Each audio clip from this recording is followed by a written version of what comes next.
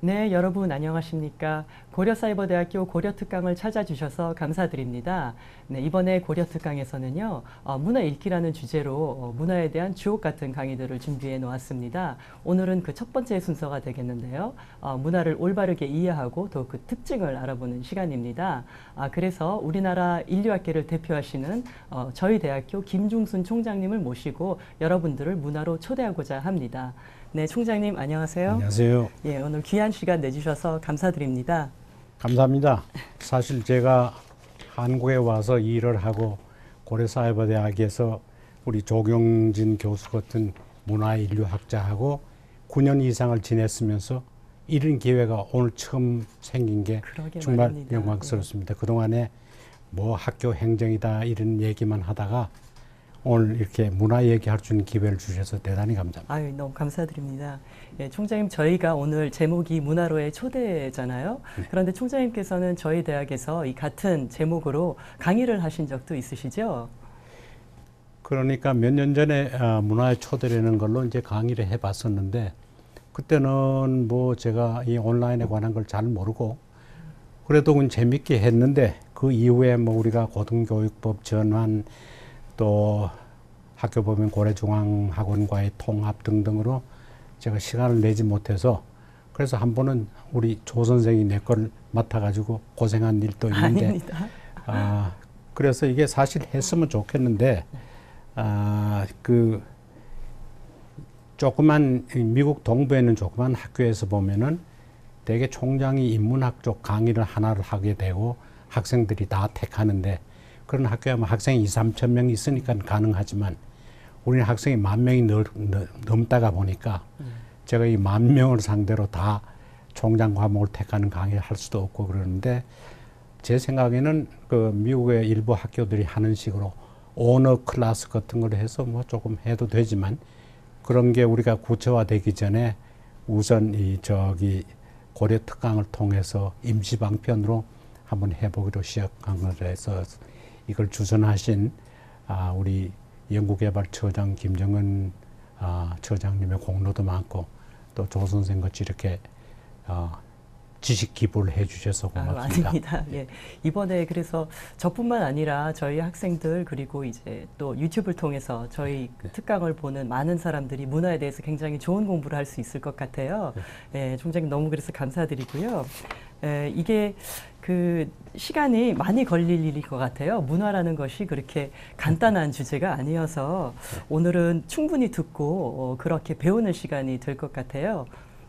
근데 제가 이 조 선생님이 나한테 질문으로 선전포고를 하기 전에 내가 이게 항복부터 해야 되겠는데 사실 저는 문화라는 걸 한 40년을 가르치면서 내가 지금 생각해보면 학생들한테 혼란만 야기시켰지 뭐 제대로 가르친 것 같질 않는데 사실은 그렇게 잘못 가르친 게 오히려 도움이 돼서 저한테 혼란을 느낀 학생들이 스스로 공부를 해가지고 그래서 소위 그 옛날식으로 청출어남도 되고 후생 가위란 얘기가 맞을 정도로 뭐 훌륭한 사람들이 만나서 그래서 오늘 나는 이 강의에서도 자꾸 혼란만 일으킬 그런 각오가 되어 있습니다. 제 생각에는 총장님의 그간 40년의 그 업적들과 강의들을 모아서 정말 압축적으로 들을 수 있는 좋은 시간이 아닐까 싶은데요. 총장님 그렇게 잘 좀 부탁드리겠습니다. 감사합니다. 예, 그래서 아무래도 이게 그 40여 년간 하신 것을 저희가 한 시간으로는 축약을 할 수가 없기 때문에 한 2시간에 걸쳐서 그러면 부탁을 드리겠습니다. 예, 먼저 그러면 그 문화라는 정말 그 어려운 개념에 대해서 좀 여쭤볼게요. 사람들이 다 문화에 대해서 어떤 개념들을 가지고 있는 것 같은데 저마다 그 개념이 모두 다 다른 거예요. 문화를 어떻게 저희들이 개념화하면 될까요? 이 세상에 제일 많이 쓰는 단어고 모든 사람이 아직까지도 문화가 뭔지 몰라서 힘듭니다 하는 얘기를 들어본 일이 없습니다. 모든 사람이 다 문화라는 걸 알고 있는 모양인데 그렇게 이해하는 게 사실 문화라는 개념에 맞는지 안 맞는지는 그건 다른 문제인데 아마 모든 사람이 다 자기대로의 문화에 대한 생각이 있을 거예요. 나는 어제 그 처음 느낀 건데 어제가 무슨 날이냐 하면은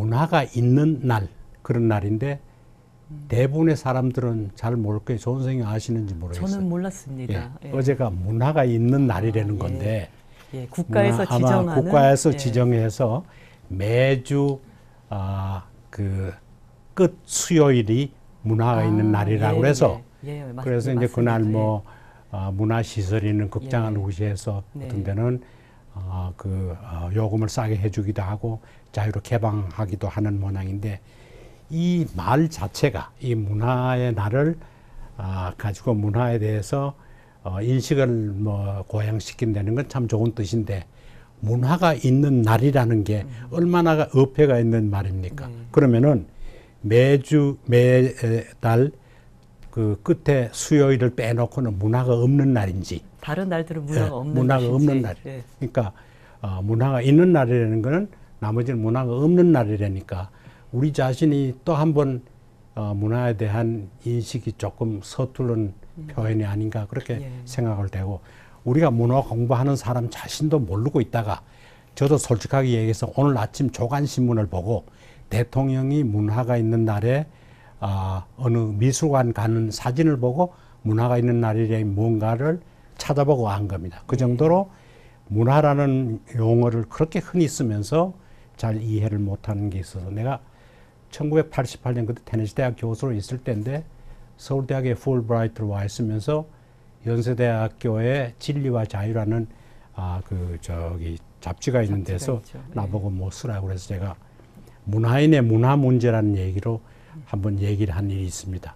뭐 문화인이 아닌 사람이 문화를 이해하지 못하는 문제가 아닌데 소위 문화인이라는 사람들이 문화에 대한 몰리해 때문에 생기는 문제가 참 대단히 큰 것 같아서 그게 걱정이고 그래서 제가 생각하기에는 모든 사람이 다 문화를 아는 것 같아도 문화에 대한 올바른 이해를 한 사람이 그렇게 많지 않은 게 이제 문제가 되는 것 같고 또 하나 문화 정의에 문제가 생기는 거는 이 문화라는 개념이 너무 광범위해가지고 사실 보면 정치, 경제, 뭐 예술, 음악 할 것 없이 이게 다 문화인데 그렇죠. 그래서 이걸 어떻게 정의를 해야 될지도 보통 사람들이 다 막연한 것 같아요. 네.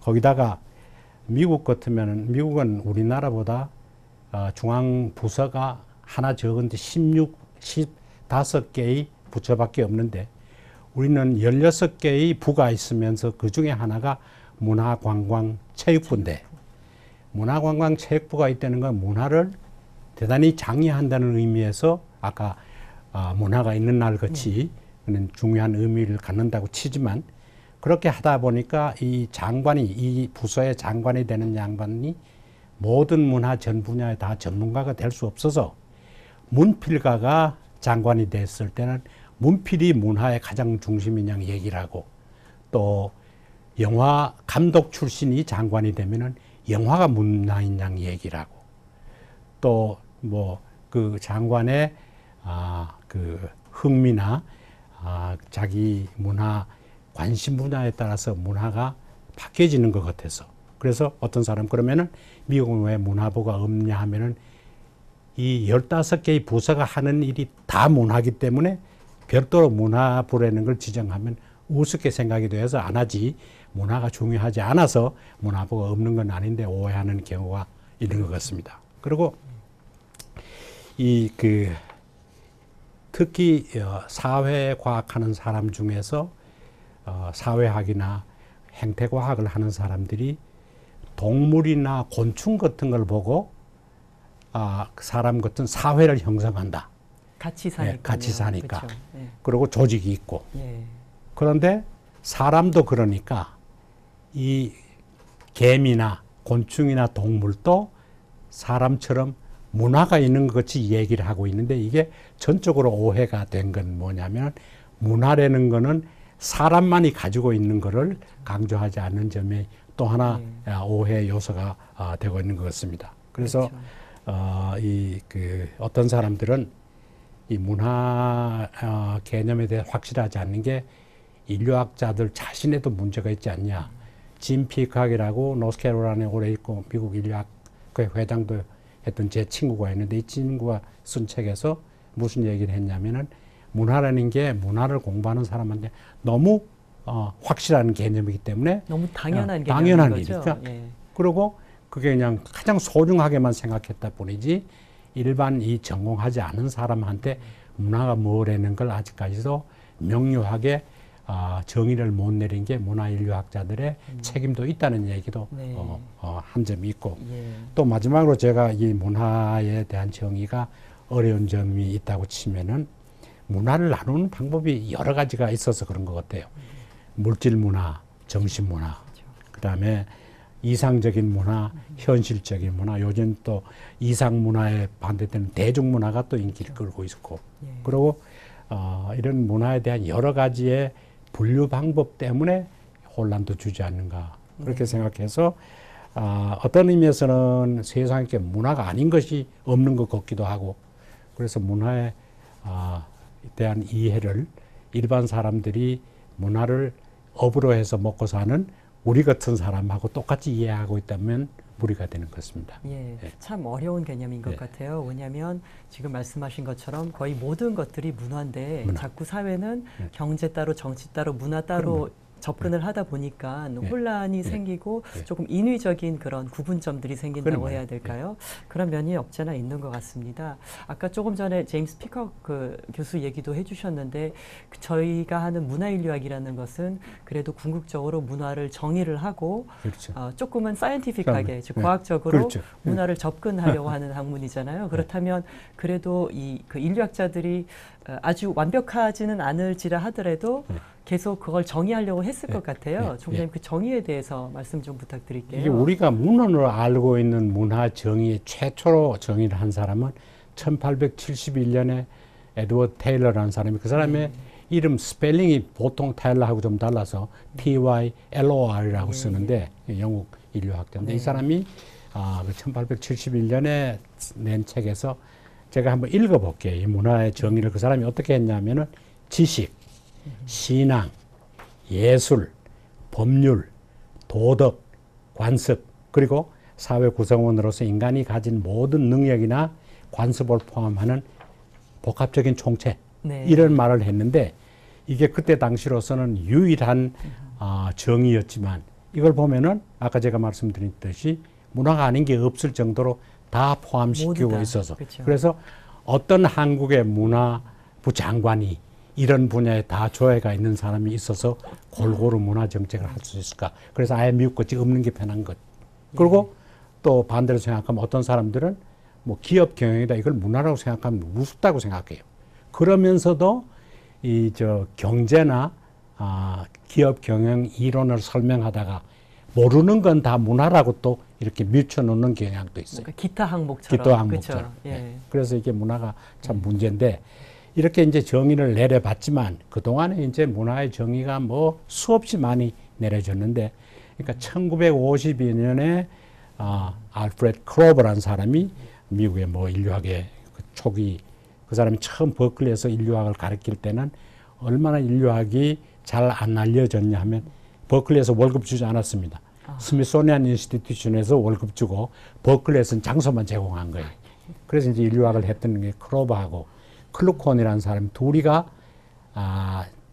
1870년에 테일러 이후에 문화 정의가 얼마인가를 계산을 해봤더니 1952년까지 81년 사이에 문화의 정의가 무려 175개나 되는데 그게 1952년이니까 올해가 2014년이면은 그동안의 문화의 정의가 수없이 많아서 여기서 아마 문화 정의 하나만 가지고도 몇 년을 얘기를 해야 될 것 같아서 이 자체가 별로 의미가 없는 것 같고요. 그래서 인류학 분야 사이에도 약간 또 차이가 있는 것 같습니다. 형질 인류학을 하는 사람들, 그러니까 인간의 바이올로지컬한 그 생리적인 면을 다루는 인류학이 문화를 또 다르게 정의를 하고 고고학하는 사람들이 또 다르게 하고 그렇죠. 그다음에 언어학 하는 사람들이 또 다르게 하고 그렇죠. 그리고 또 사회인류학 하는 사람이 다르게 해서 이걸 정말 어떻게 했으면 이게 문화에 대한 거를 정리를 해볼까 싶은데 무려 143년 사이에 테일러 이후에 지금까지 보면은 143년 사이에 딱 한 가지 변화되는 개념인데 이게 뭐냐? 문화는 배워서 한다. 이 한국에서 흔히 쓰는 용어로 학습되어서 learn behavior를 문화라고 그런다. 그거는 일치를 하는 것 같아요. 정의를 어떻게 각자가 약간 다르게 하든지 간에 배워서 하면 문화, 자연적으로 있는 거는 문화가 아닌 거. 이게 이제 일치된 개념 같은데 그래서 뭐 키싱 같은 사람이 하는 얘기가 배우는 거 다 문화고 하는 것이나 만드는 거는 그건 문화가 아니다. 뭐 그렇게 얘기를 하는데 사실 그 제가 가르치던 선생님들 하는 얘기는 뭐냐면 문화인류학자들이 다루는 제목은 다 문화 아니냐 뭐 그렇게 이제 농담을 하는 경우도 있는데 이게 이렇게 하다가 보니까 제가 1987년이죠. 우리 올림픽 하기 한 해 전에 한국에서 이 문화 인류학을 중심으로 하는 세계 대회를 한 일이 있습니다. 그 이유가 뭐냐 하면은 그때는 동구가 아직 해빙이 안 돼서 우리나라에서 올림픽을 했을 때 동구 여러 나라가 참여할까 안 할까를 보기 위해서 한 건데 그때 제가 여기 그 초빙을 당해 왔더니 우리 친척들이 하는 얘기가 너 인류학 공부한다는데 올림픽하고 무슨 상관이 있어서 여기까지 와서 올림픽 운운하냐 그런 얘기를 해서 그게 이 올림픽을 사실 따지고 보면은 고고학하는 사람들이 발굴을 하지 않았으면은 구보땡이 요새 현대 올림픽을 재현할 수도 없었고 이 올림픽의 이 소위 스포츠가 다 문화 행동인 걸 모르는 겁니다. 그래서 미국에서 올림픽을 했을 때는 센트루이스에서는 뭘 했냐면은 미국에는 원주민들을 다 동원해서 문화대회를 할 정도인데 사실 이게 올림픽이 운동이 문화의 일부니까 문화 행사인데 그렇죠. 이게 우리하고 관계 없는 것 같이 얘기를 하고 그래서 이렇게 어떤 때는 문화하는 사람들이 너무 광범위함에 참여하는 것 같기도 하지만 이게 이제 그 인류학이 가진 장점이자 맹점이도 한 것 같습니다. 그러네요. 지금 보니까 스포츠도 learned behavior, 그러니까 그럼요. 학습된 행태잖아요. 그거 같이 확실히 배워서 하는 것. 룰이 확실하고. 그렇죠. 국가 법보다 더 확실한 거니까. 그렇죠. 그런데 아마 현대인들도 그리고 지금 저희 강의를 듣는 사람도 스포츠를 문화 일부로 생각한 사람들은 많지 않을 것 같아요. 그럼요. 그런데 이제 보면 저마다 문화권마다 또 제각기 고유의 스포츠를 또 개발을 해왔고 또 그런 어떤 역사들을 가지고 있고 그런 건데 그렇죠? 참 흥미롭습니다. 재밌네요. 저도 지금 많이 배우고 있고요.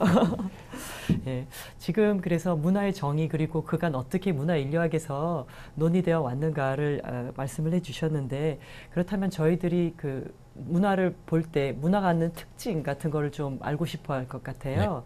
특징이라고 하면 어떤 것들이 있을까요? 근데 문화를 아까 얘기했는 식으로 너무 광범위하니까 되게 문화를 이제 특기를 따질 때 그 영어로 얘기해서 general sense라고 하는데 일반적인 관점에서 보는 문화라는 거는 아까 얘기한 식으로 배워서 하는 일체의 행위. 그러니까 배가 고파서 음식을 먹는 거는 생리현상이기 때문에 문화활동이 아니지만 어떤 음식을 골라서 어떻게 요리해 먹는가는 문화행동이니까.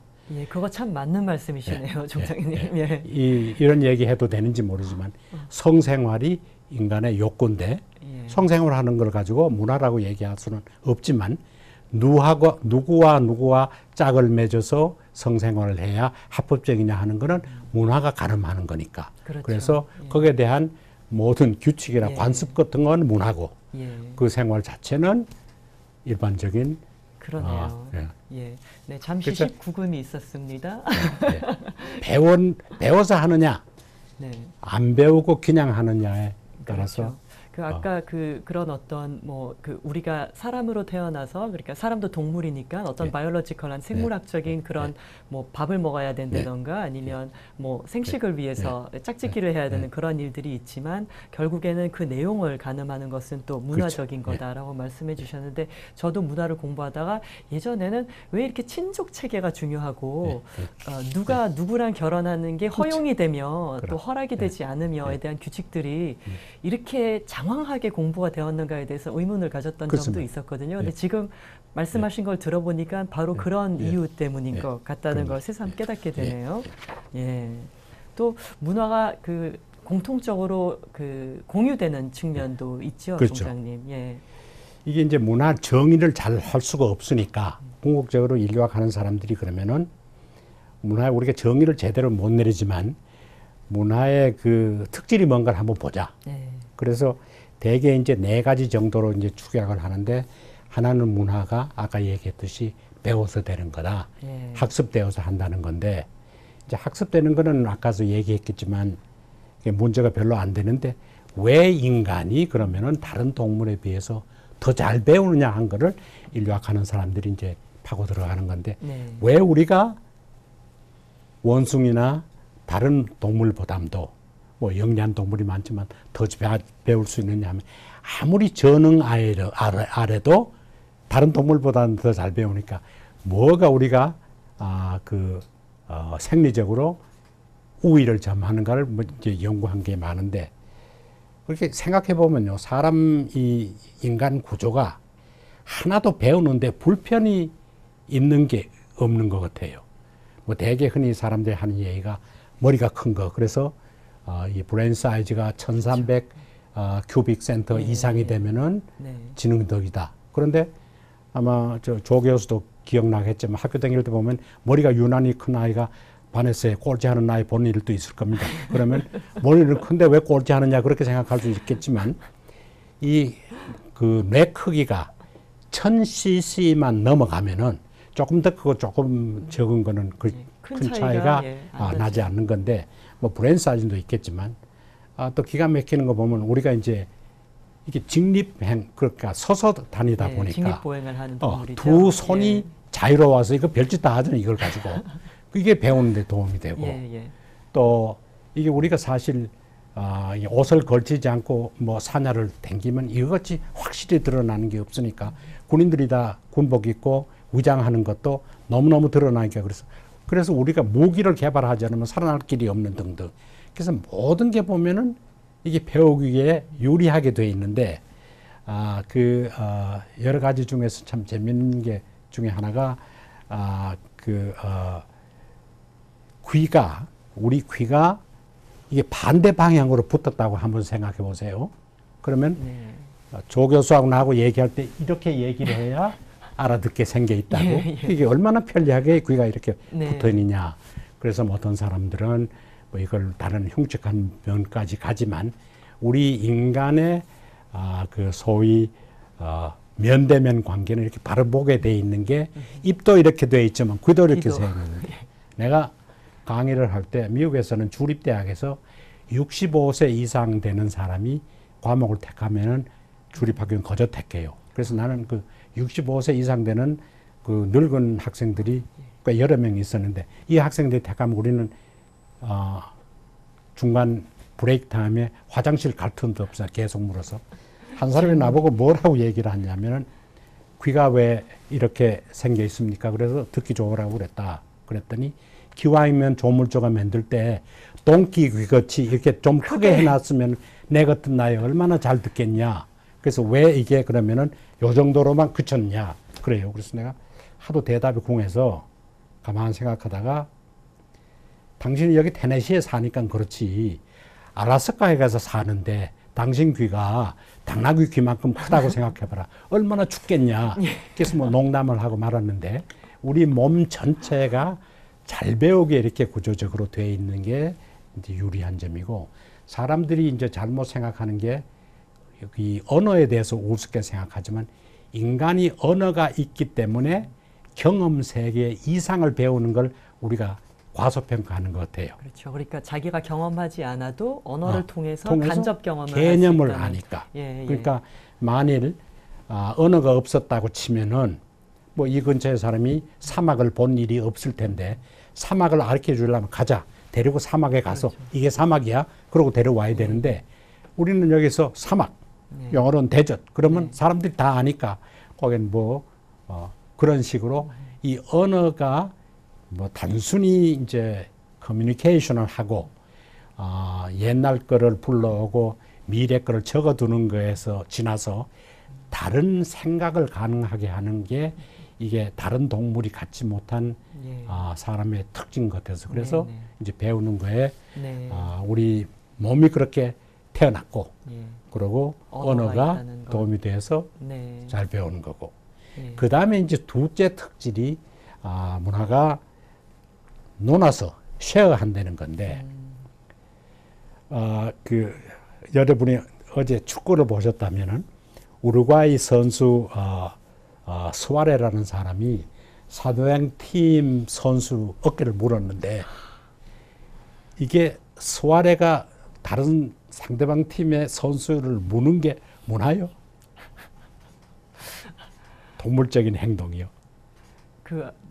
그게 나는 알 수 없는 게 나는 알 수 없는 게 우루과이 문화를 몰라서 우루과이에서는 등을 많이 무는지는 알 수 없지만 분노를 하면 용서되는 행동인지는 모르겠습니다. 예. 그래도 이거는 내가 보기에는 대부분 우루과이 사람하고는 쉐어를 안 한 것 같아요. 그렇죠. 예. 그러니까 우리가 문화그런 문화의 특징이 처음에는 한두 사람의 지식이지만 시간이 가면 이게 너나 갖게 돼 있다. 쉐어링. 확산이 된다는 확산이 거군요. 되는. 예. 그래서 이 문화권이라는 게 이제 테두리를 정해서 우리 한국 같으면 크게는 한 개의 문화권에서 문화를 이제 쉐어하게 되는데 한 사람만이 그 지식을 가지고 있을 때는 우리가 문화라 그러기가 참 힘드는 건데 시간이 가면은 어차피 이게 다 이제 논아가게 되는데 이 문화의 쉐어링을 얘기하면서 어떤 개념이 우리한테 잘못 이해가 됐냐면은 서브컬처라는 영어 단어를 일본 사람이 한자로 하위 문화라고 하는 바람에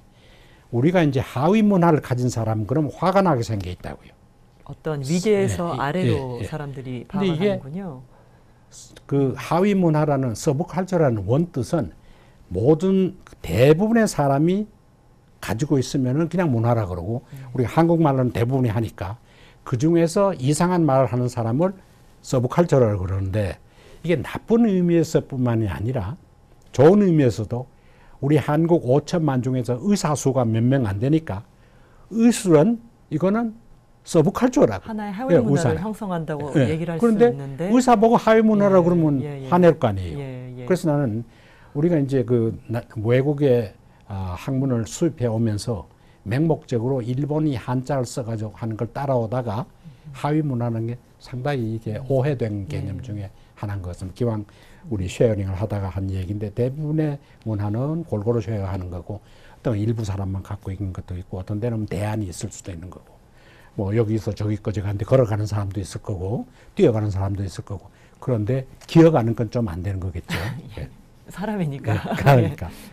그 다음에 이제 세 번째 특징이 문화가 아까 얘기한 특수 문화로 차이가 난다는 겁니다. 그게 특히 나라와 나라 사이, 사회와 사회에는 문화가 서로 상이한 점, 문화의 상이성인데 이 상이성을 가지고 옛날에는 인류학이 여기만큼 그 진화되기 전에는 이 문화 차이가 동물적인 요인이다.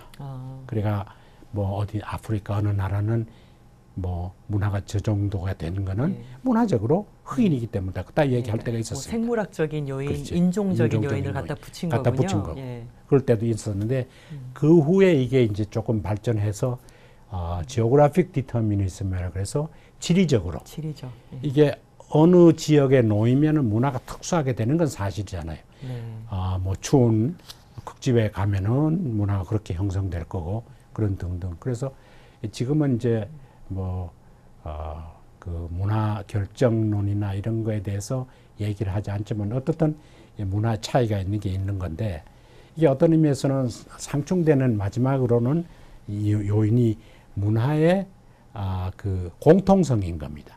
문화가 나라마다 사회마다 차이가 있지만 우리가 자세히 인간관계를 보면은 인간은 결국 같이 공유하는 문화가 있는 건데 여러 가지가 있겠지만 인간과 인간관계 그러니까 소셜 오가니제이션인데 어느 나라에 가더라도 가족도 있고 부족도 있고 정부도 있는 거는 공통이잖아요. 형태가 다르다 뿐이지.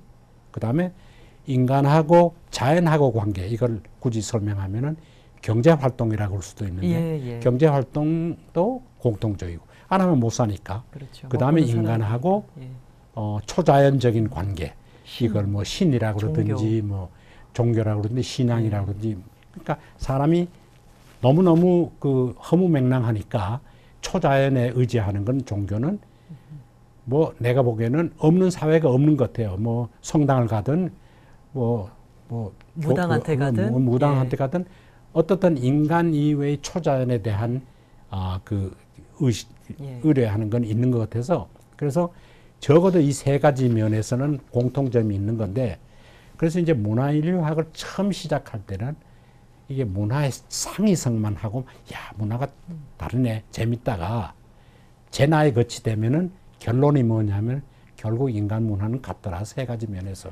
네. 그래서 상이한 점으로 시작해서 공통한 점으로 끝나는 게 문화 공부인 것 같습니다. 예, 그랬던 것 같아요, 총장님. 저희들이 보통 공부를 할 때도 그리고 저도 가르치다 보면 사람들이 그 차이점에 더 주목을 하고 그렇죠. 그 차이점들을 열거하는 것을 문화를 이해하는 거로 생각을 했던 것 같아요.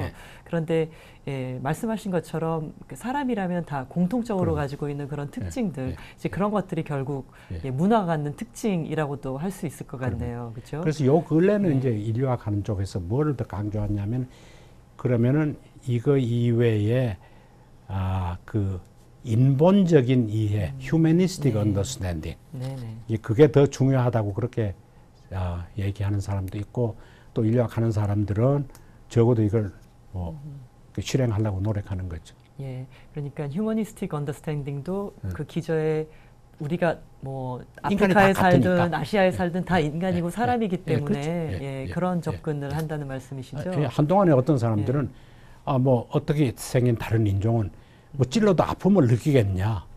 뭐 같은 피가 날까 이따위 얘기한 때도 있었어요. 2차 대전 때 한창 인종차별이 심할 때는 흑인 병사를 모병을 해 갔을 때 그 이제 피를 채취할 때 흑인 따로 했습니다. 백인 따로 하고 그래서 내 인류학 가르치던 교수님이 이 양반이 이제 그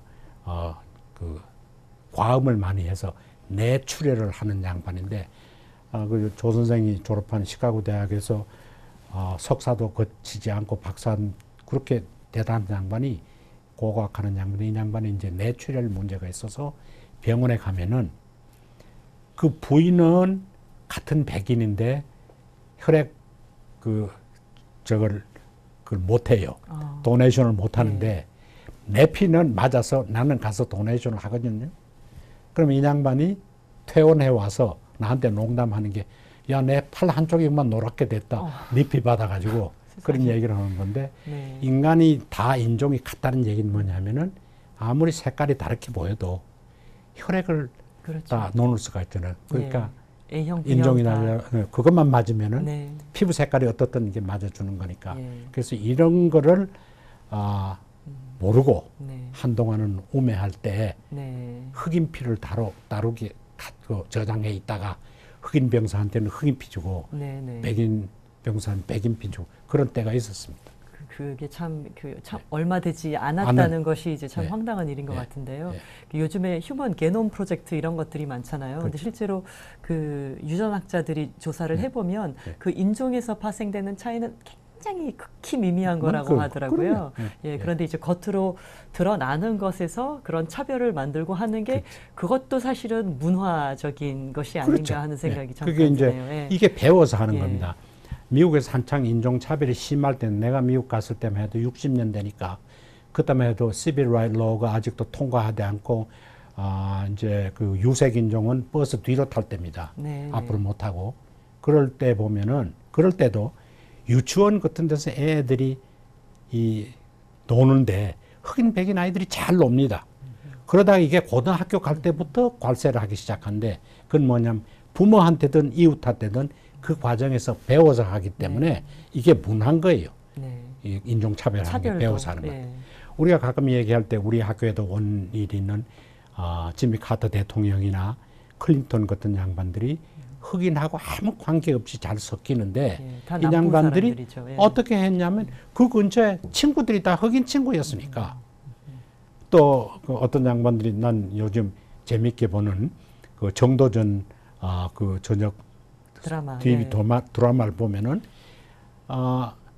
그 이성계하고 이지란이하고 형님 뭐 아우 부르면서 같이 지내는데 왜 그때 이태조나 세종대왕까지도 여진족을 관세하지 말라고 그랬냐 하면 함경도에서 같이 컸다고요. 그러니까 서로 아니까.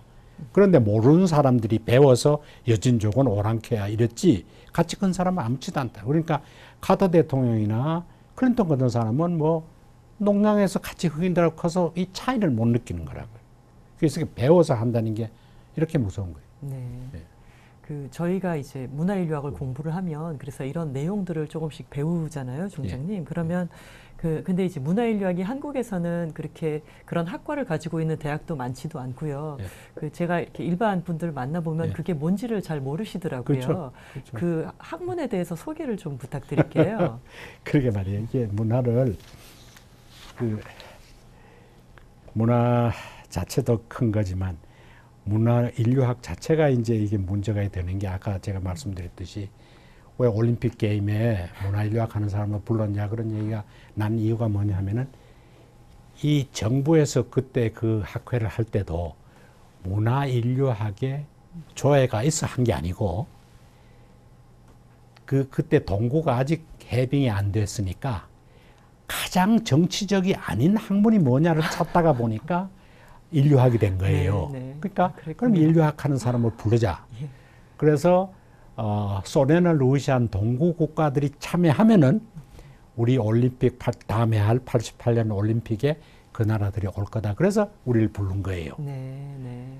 그랬는데 이 사실 이제 이 인류학 자체가 이 광범위 한 게 그 이유를 보면은 이 심리학이나 사회학이나 다른 사회과학은 그 다 인간에 관한 공부를 하는 거지만 인간에 대한 사회적인 면만을 보는 거예요. 그런 학문은. 그렇잖아요. 예. 동물적인 면은 안 다룬다고. 그렇죠. 그거는 근데, 다른 분야들에서 다른 하죠. 분야로. 근데 인류학에서는 사람을 총체적으로 공부를 하니까 그거는 사회적인 면만 보면은 그 동물적인 면에 인간을 못 보니까 생리적인 면에서 인간을 같이 봐야 사람을 다 공부할 수 그렇죠. 있다. 저희가 사람을 따로 생리적인 측면, 측면, 뭐 사회적인 측면을 뗄 수가 뗄 없잖아요. 수가 없으니까. 예. 그러니까 인류학이 이제 어쩐다면 이 점 때문에 발전을 못했는지는 모르지만 사람 공부 제도 하려면은 사회적인 면만 가지는 모른다. 동물적인 면도 보자. 예. 그래가지고 이제 사람을 그러면은 어떻게 구체적으로 아니면 홀리스틱하게 볼 수 있느냐 하면은 생리적인 측면 하나. 그 다음에는 사회 문화적인 측면 하나. 그 다음에 이제 그 사회학이나 심리학 같은 사람은 옛날 사람 공부 안 해요. 예. 현재 사람 움직인 사람만 한다고요. 네. 그런데 우리가 알기에는 현재 사람만 보면 과거 사람은 모르기 때문에 잘 이해를 못하는 거예요. 어떤 연속성을 봐야 된다. 우리라는 거, 말씀이시죠? 나 예. 지금 전생을 인류학자로 얘기하고 하는 겁니다. 예. 인류학하는 사람은 인간을 지금의 인간만이 예. 아니라 옛날의 인간도 보자. 그래서 네. 역사적으로 공부를 해야 되는 거라고. 그리고 또 그 사람에 대한 공부를 사회적으로도 하고 뭐 역사적으로도 하고 뭐 그 생리적인 면을 보지만 이거를 그냥 뭐 인문학 하듯이 그냥 보는 게 아니라 과학적인 면도 봐야 되니까 이 네 가지 요인이 그 생리적인 면, 문화적인 면, 역사적인 역사적인 면, 예. 그리고 과학적인 면, 이 네 개가 형성하면은 이 네 개의 이제 박스를 만든 게 있는데 예. 이 이제 이게 도표를 보시면은 이제 그 생리적, 문화적, 역사적, 과학적인 면이 이게 네 개 축을 만들면은 인류학 중에서도 형질 인류학 중에서 인간 진화 같은 걸 공부한 사람은 생리적인 면을 보되 역사적으로 보는 거고 그리고 형질 인류학 쪽에서도 과학적인 면만 보는 거는 뭐 인종 분류라든지 인간 생리학 등등을 하는 건데 이쪽의 학문 동물학, 유전학, 생리학, 해부학 이런 거하고 가까울 거고 그 다음에 이걸 인간을 생리적인 면을 역사적으로 통해 보면 고생물학, 영장류학 이런 등등. 예, 예. 이 사실 형질 인류학 하는 사람 중에서도 영장류를 하는 사람이 따로 있는 내 친구 중에 이걸 하고 있는데 어떤 사람은 영장류는 사람 아닌데 왜 공부를 하냐 그러는데 하도 사람하고 비슷해서 그래서 영장류를 해야 사람 이해가 제대로 된다. 그래서 아틀란타의 여기 에머리 대학에 속한 여기 센터는 그 원성인만 주로 가지고 하는 거 있는데 보면은 사실 침판지 같은 거는 뭐 사람하고 별로 다르지 않을 정도로 저희 먼 조상. 뭐 가까운 예. 거니까 사람에 대해서 이해를 높이기 위해서 침판지 공부도 하는 거니까 그런 거고. 네. 그 다음에 이제 문화적인 면으로 왔을 때 이제 문화인류학 쪽에 넓은 광의의 문화인류학을 이거를 역사적으로 하면은 고고학인 겁니다. 아까 얘기했듯이 고고학이라는 거는 이제 사람의 문화를 역사적으로 옛날 문화 하는 게 고고학인 거고, 그 다음에 이제 이게 민족학이라고 번역을 내가 딴 책에 했는데 이건 사실 에트노그래피인데 민족학이라고 얘기하기는 못하고, 그 다음에 역사 언어학 중에도 링구이스틱이 anthropological linguistic 우리 그 중에 하나니까, 그 다음에 이게 역사 언어학을 하는 사람도 있습니다. 언어 변화에 대해서 뭐 그로토크노놀로지 같으면은 그 독일어하고 영어가 저메닉 랭귀지로 몇 년 전에 이게 구분이 됐냐. 예. 그러니까 매 천년마다 19%의 언어가 변해왔다 이런 얘기를 하는 건 이건 사실 역사적으로 하는 거니까. 근데 이게 또 언어학도 지금 뭐 구조적으로 해서 과학적으로 분석하는 것도 있으니까, 그래서 사회인류학 우리가 얘기하는 거 일반 언어학 이래서 그래서 우에 그 생리학적인 면을 빼놓고 나머지 문화에 관계되는 거를 다 우리가 문화인류학이라고 얘기를 하는데, 그러니까 이거 엄청나게 광범위한 거죠. 그래서 언어학, 고고학, 그 다음에 사회인류학 그걸 합쳐서 문화인류학이라고 얘기를 할 수가 있는 건데, 이게 사회인류학 그러면은 이게 영국에서 쓰던 얘기입니다. 영국 사람들이 20세기 초에 사회인류학이라고 그랬는데 미국은 아직까지도 문화인류학이라고만 쓰고 협의회, 광의회 이렇게 쓰는데, 그 시카고 대학은 존 선생의 모교인 시카고 대학에서 그 로버트 레드필드라고 유명한 인류학자인데, 그 다음에 자기 장인이 로버트 파악이라고 미국 사회학의 시조라고 그러는 사람이 그 딸 마거렛 파악하고 레드필드가 결혼을 해가지고 사람들이 농담은 미국에서는 사회인류학이라는 용어를 안 쓰더니 인류학자가 사회학 하는 사람의 딸하고 결혼해서 사회인류학이라는 말이 나왔다고 그러는데, 요즘은 내가 보니까 그 유럽에서도 이 용어가 달라가지고 대륙 유럽계에서는 뭐 민족학, 뭐 비교 사회학 이런 말을 쓰기도 하고.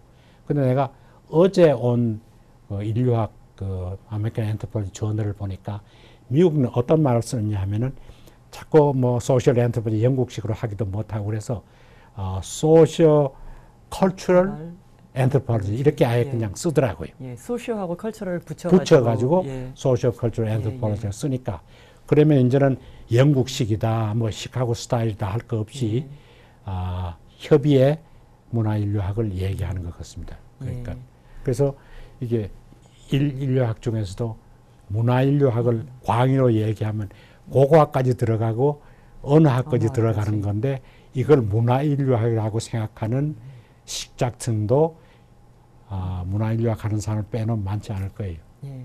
그 참 흥미로운 것 같아요. 이제 저도 인류학을 공부했지만 이번에 그 보건복지행정학과를 만들면서 학생들한테 우리 보건이 어떻게 우리 문화하고 직결이 되는가를 강의를 하는데 처음에 학생들이 이해를 못했어요. 그렇지만 말씀하신 대로 우리가 그 어떤 그 생물학적인 개체잖아요. 어떤 역사를 가진 생물학적인 개체인데, 그래서 이제 그런 점들 참고하면서 되게 흥미롭게 그 사람들이 생각할 수 있었던 것 같고, 그 최근에는 한 그 미국 인류학자를 만났는데 목사님들의 설교 중에 인토네이션을 공부한다고 하더라고요.